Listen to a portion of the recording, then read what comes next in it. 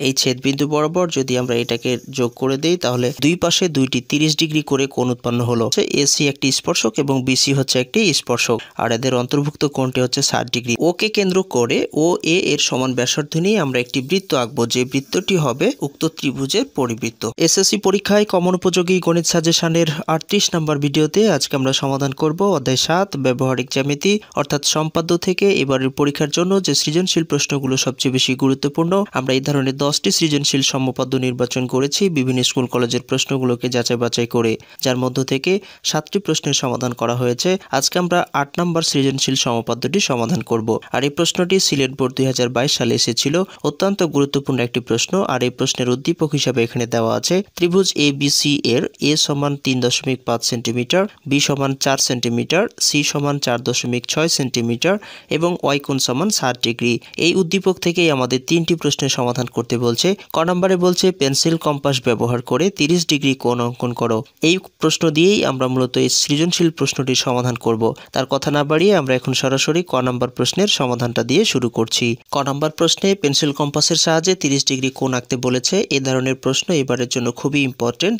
60 degree, 45 degree এবং 75 degree বা 30 degree কোণ অঙ্কন করতে বলতে পারে 2 নম্বর প্রশ্নের জন্য। তো এটি কিভাবে আমরা অঙ্কন করব সেটি তোমাদের এখন দেখাচ্ছি। তো এই 30 ডিগ্রি কোণটি অঙ্কন করার জন্য প্রথমে আমাদের একটি 60 ডিগ্রি কোণ অঙ্কন করতে হবে। আর এই 60 ডিগ্রি কোণটি অঙ্কন করার জন্য আমরা প্রথমে যে কোনো একটি রেখা এইভাবে নিয়ে নিব। নেওয়ার পরে আমরা এটাকে নামকরণ করে দিতে পারি এ এবং ডি।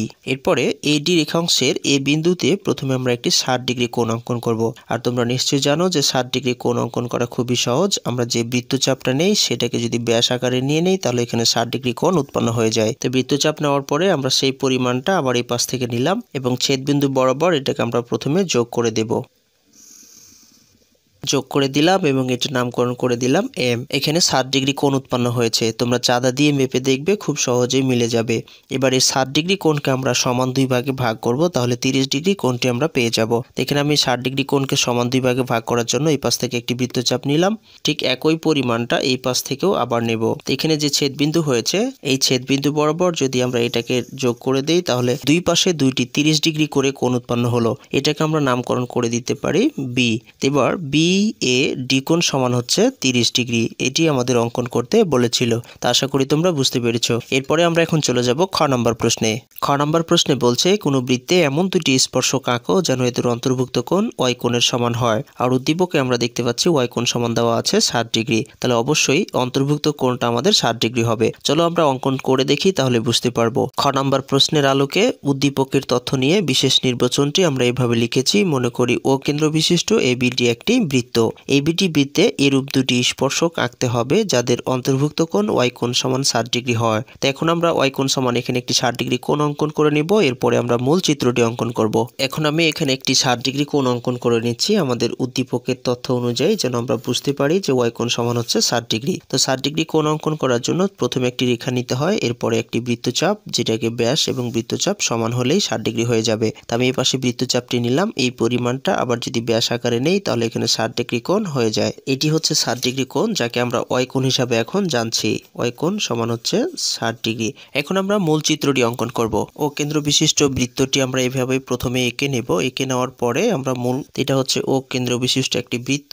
কেন্দ্র ও হতে পরিধি পর্যন্ত এখানে একটি যোগ করব, এটা নামকরণ করে দেব এ। এবার কেন্দ্র ও তে আমরা 120 ডিগ্রি কোণ অঙ্কন করব। তো 120 ডিগ্রি কোণ অঙ্কন করার জন্য এরকম করে একটি বৃত্তচাপ নিব।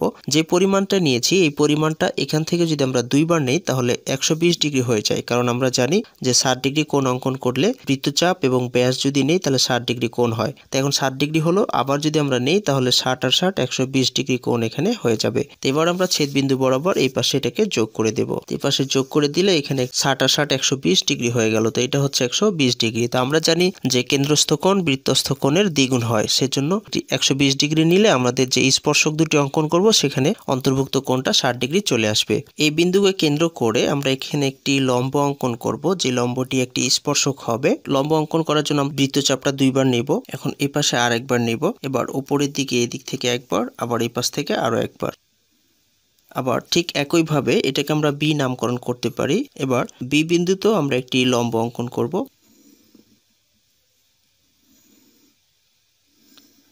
এই নেওয়ার পরে ঠিক একই পরিমাণটা আবার এই পাশ থেকে একবার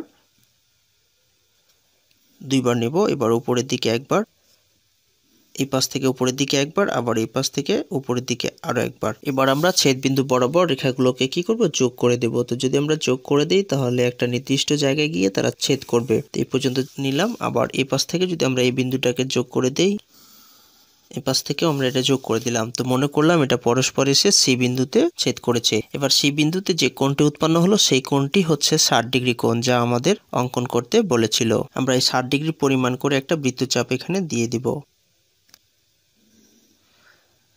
এটি হচ্ছে আমাদের 60 ডিগ্রির পরিমাণ। বৃত্তচাপটি দেওয়ার পরে আমরা যদি ব্যাসটাকে পরিমাণ করি তাহলে খুব সুন্দরভাবে মিলে গেছে। আর এখানে স্পর্শক হচ্ছে এসি একটি স্পর্শক এবং বিসি হচ্ছে একটি স্পর্শক, আর এদের অন্তর্ভুক্ত কোণটি হচ্ছে 60 ডিগ্রি। এখন আমি অঙ্কনটি লিখে দিচ্ছি যাতে তোমাদের সুবিধা হয়। এখানে অঙ্কনটি লিখে দিয়েছি। এ বি ডি বৃত্তে যে কোনো ব্যাসার্ধ ও এ নেই, আমরা যে ও এ নিয়েছিলাম, ও এ এর ও বিন্দুতে এ ও বি কোণ সমান 120 ডিগ্রি আঁকি। ও বি রেখাংশ বৃত্তটিকে বি বিন্দুতে ছেদ করে। ও এ এর এ বিন্দুতে এসি, ও বি এর বি বিন্দুতে বিসি লম্ব আঁকি।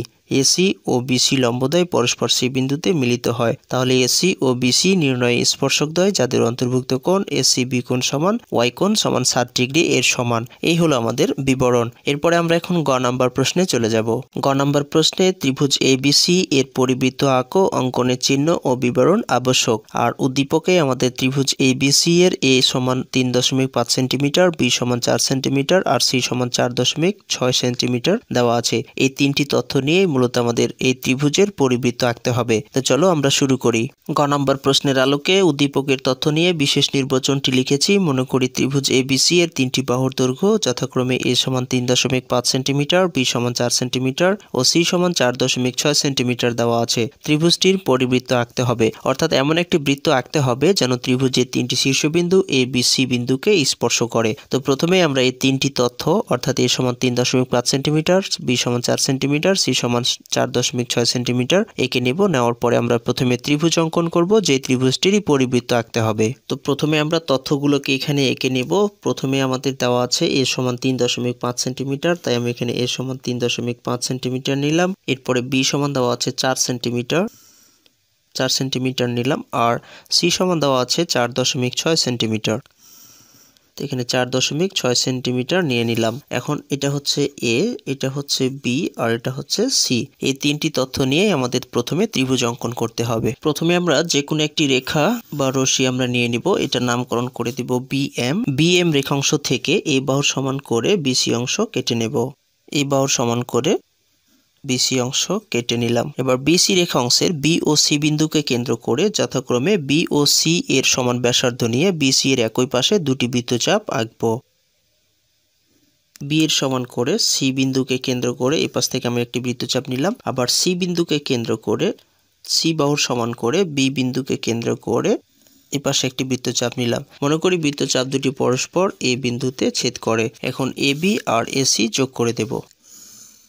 এবি যোগ করলাম, এসিও যোগ করে দিলাম। এখন এই ত্রিভুজটিরই আমাদের পরিবৃত্ত আঁকতে হবে, অর্থাৎ এমন একটি বৃত্ত আঁকতে হবে যেন ত্রিভুজের তিনটি শীর্ষবিন্দু এ বি এবং সি কে স্পর্শ করে। তো পরিবৃত্ত অঙ্কনের জন্য আমরা যে কোনো দুটি বাহুকে সমান দুই ভাগে ভাগ করি। তো আমরা প্রথমে এ বি বাহুকে সমান দুই ভাগে ভাগ করব। সমান দুই ভাগে ভাগ করার জন্য অর্ধেকের একটু বেশি নিয়ে আমরা বৃত্তচাপ নিব। ঠিক এই পাশে দুই পাশে এইভাবে বৃত্তচাপ নিব। এই পরিমাণটা আবার বিপরীত পাশ থেকে নিতে হবে। এই পাশে নিলাম, এই পাশেও নিলাম। এবার ছেদবিন্দু বরাবর রেখাটিকে আমরা যোগ করে দেব। ছেদবিন্দু বরাবর রেখাটিকে যোগ করব। খুব সূক্ষ্ম মাপে করতে হবে, নাহলে আমাদের ত্রিভুজটি মিলবে না। এবং এটার আমরা নামকরণ করে দিতে পারি। এটার নামকরণ করে দিব ই এবং এফ। এবার এসি কে সমান দুই ভাগে ভাগ করব। এই পাশে একবার বৃত্তচাপ নিব, আবার এই পাশে একবার, এবার বিপরীত পাশ থেকে। এবার ছেদবিন্দু বরাবর আবার এটাকে আমরা যোগ করে দেব। ছেদবিন্দু বরাবর যোগ করে দিলাম এবং এটা নামকরণ করে দেব জিএইচ। নামকরণ করলাম জি এবং এইচ। মনে করি রেখা দুটি পরস্পর ও বিন্দুতে ছেদ করে। এবার আমরা ও এ যোগ করে দেব।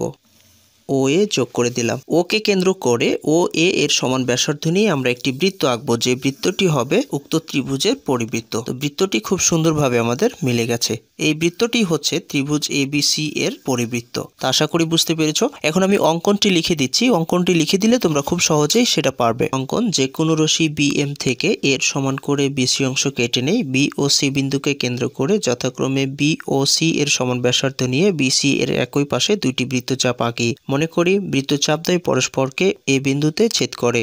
এ বি ও এসি যোগ করি, তাহলে এ বি সি হচ্ছে উদ্দিষ্ট ত্রিভুজ যার পরিবৃত্ত আঁকতে হবে। এ বি ও এসি এর লম্ব সমদ্বিখণ্ডক যথাক্রমে ইএফ ও জিএইচ আঁকি। এরা পরস্পরকে ও বিন্দুতে ছেদ করে। ও এ যোগ করি, ও কে কেন্দ্র করে ও এ এর সমান ব্যাসার্ধ নিয়ে একটি বৃত্ত আঁকি। তাহলে বৃত্তটি এ বি সি বিন্দুগামী হবে।